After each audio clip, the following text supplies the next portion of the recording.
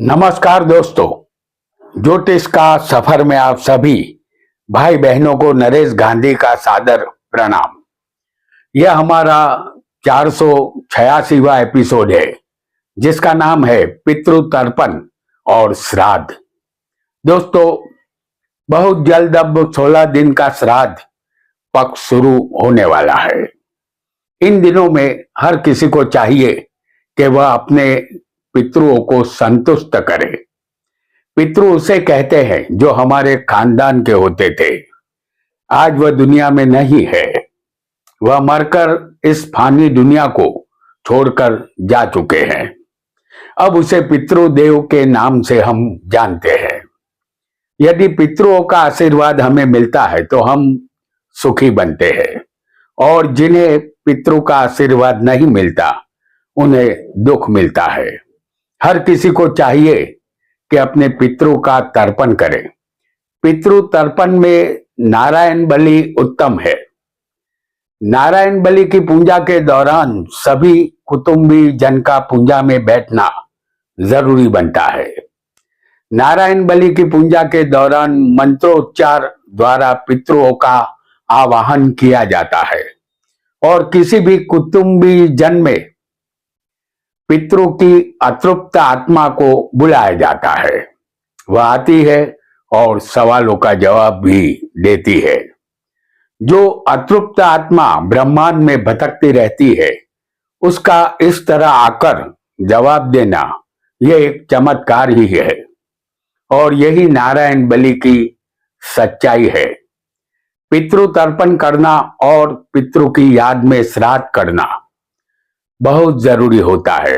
यदि हर मनुष्य को सुखी होना है और पितरों को प्रसन्न करना है तो 16 पितृपक्ष के दिनों में जो हमारे स्वजन की मृत्यु तिथि हो, उस दिन बहन भानेज और सभी कुटुंबी जनों को एक साथ भोजन करना चाहिए। इससे पितृ प्रसन्न होते हैं। आइए पितृदोष कुंडली में कैसे बनता है इसे विस्तार से जानते हैं, क्योंकि पितृदोष यदि हमारी कुंडली में होगा तो हमें श्राद्ध करना, ये जो 16 श्राद्ध अब आएंगे उसमें उस तिथि को श्राद्ध करना बहुत जरूरी होगा। तभी हम सुखी रह पाएंगे और पितृ भी हमारे सुखी रह पाएंगे। वीडियो को लाइक करें, शेयर करें और हमारे चैनल ज्योतिष का सफर को सब्सक्राइब करें। धन्यवाद।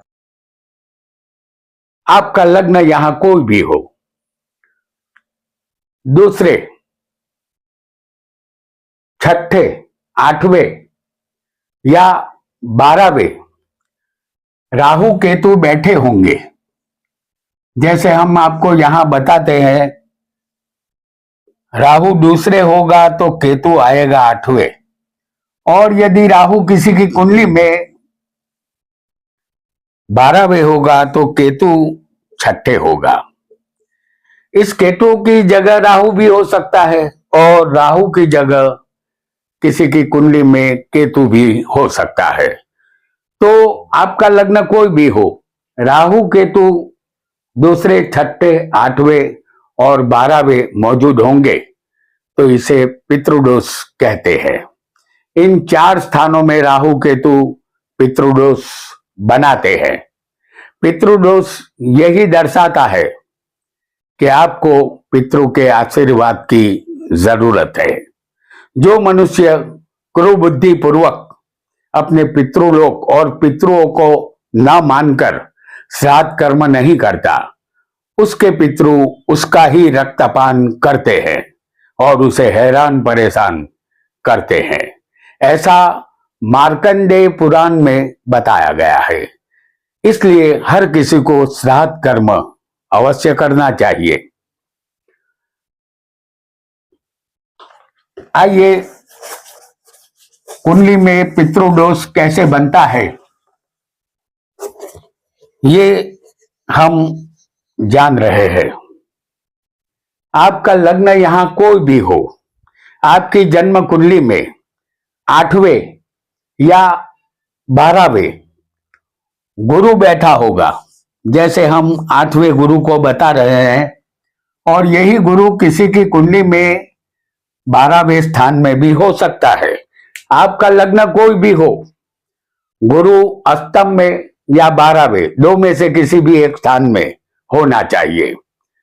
यदि ऐसा होगा तो आपकी कुंडली बनेगी पितृदोष वाली। आपको पितरों का श्राद्ध कर्म करना चाहिए। हमारे गरुड़ पुराण में उल्लेख है कि श्राद्ध कर्म से संतुष्ट होकर हमारे पितृ हमें आयुष्य, पुत्र, यश, कीर्ति, बल, धन, धान्य और वैभव सुख देते हैं। इसलिए सभी को पितृ श्राद्ध करने से लाभ ही मिलता है। आइए एक अन्य पितृदोष को भी हम जानेंगे। और जो श्राद्ध कर्म हमें करना है, जिसके श्राद्ध पक्ष जो 15 दिन का 16 दिन का होता है, तो उसमें यदि हमारी कुंडली में पितृदोष होता है तो किसी भी वजह से पितृदोष के कारण हम दुखी हो सकते हैं। तो ऐसे में हमें जब ये मौका मिल रहा है तो हमें श्राद्ध कर्म अवश्य करना चाहिए। आइए, आपका लग्न यहां कोई भी हो, आपकी कुंडली में सूर्य चंद्र किसी भी स्थान में एक साथ युति बनाएंगे तो इसे पितृदोष कहते हैं।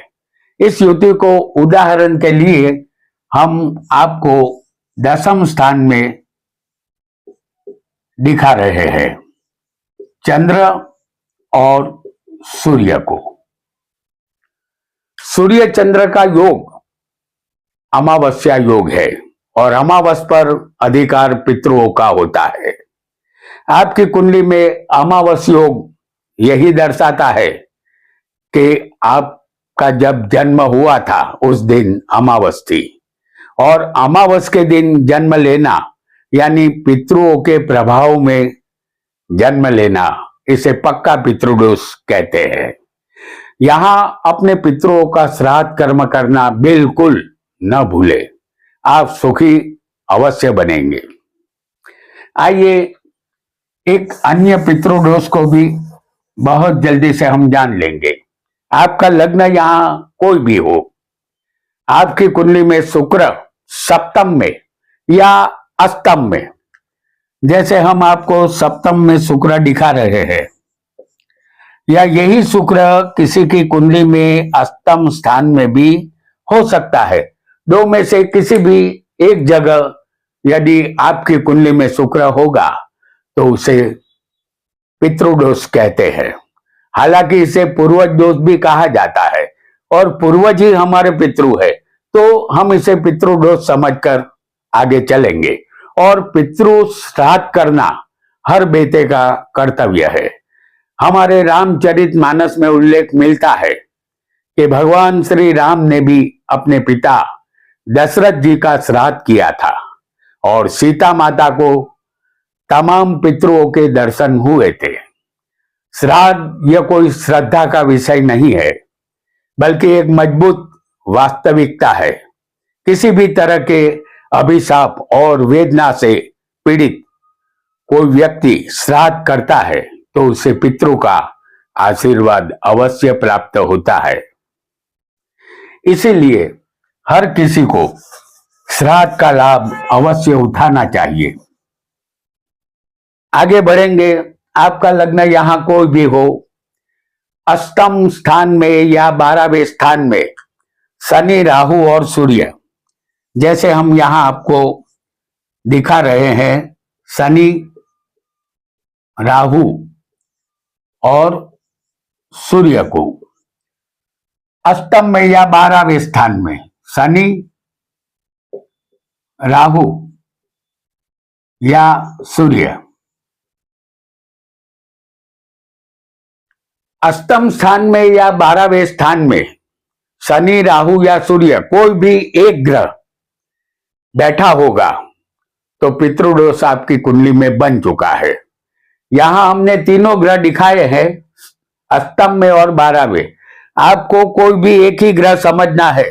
इनमें से कोई एक ग्रह भी अष्टम में या 12वें बैठा होगा तो आपकी कुंडली पितृदोष वाली बन चुकी है, ऐसा आपको समझ लेना है। तीनों में से एक ग्रह का अष्टम या 12वें होना जरूरी होगा।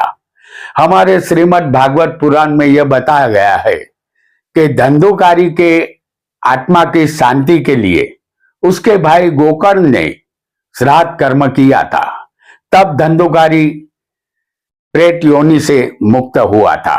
आप में से जिसने श्रीमद् भागवत पुराण पढ़ा होगा तो यह बात आपको अवश्य मालूम होगी। आइए एक अन्य पितृदोष को भी हम बहुत जल्दी से समझ लेंगे।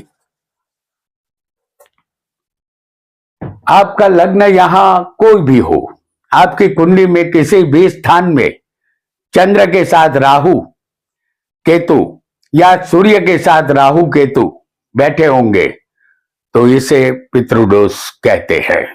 इस कुंडली में सूर्य के साथ राहु और चंद्र के साथ राहु केतु हम आपको 10वें दिखाएंगे। सूर्य और यहां चंद्र, उनके साथ हम यहां राहु दिखा रहे हैं। राहु के ठीक सामने केतु होता है। तो सूर्य के साथ आपको राहु और चंद्र के साथ राहु हम आपको 10वें दिखा रहे हैं। केतु को हमने 4थे दिखा दिया है क्योंकि राहु से वो बिल्कुल सामने होता है 180 अंश पर। सूर्य के साथ राहु केतु या चंद्र के साथ भी राहु केतु किसी भी स्थान में हो सकते हैं। हमने दोनों युति एक साथ दिखाई है। हालांकि सूर्य राहु केतु की युति किसी के स्थान में हो सकती है और चंद्र राहु या चंद्र के साथ केतु भी किसी भी स्थान में होगा, तो इसे पितृदोष कहते हैं। श्री कृष्ण भगवान ने गीता में कहा है, जिसका जन्म हुआ है उसकी मृत्यु निश्चित है और जिसकी मृत्यु हुई है उसका जन्म भी निश्चित है। और हमारा ज्योतिष शास्त्र भी पुनर्जन्म में मानता है।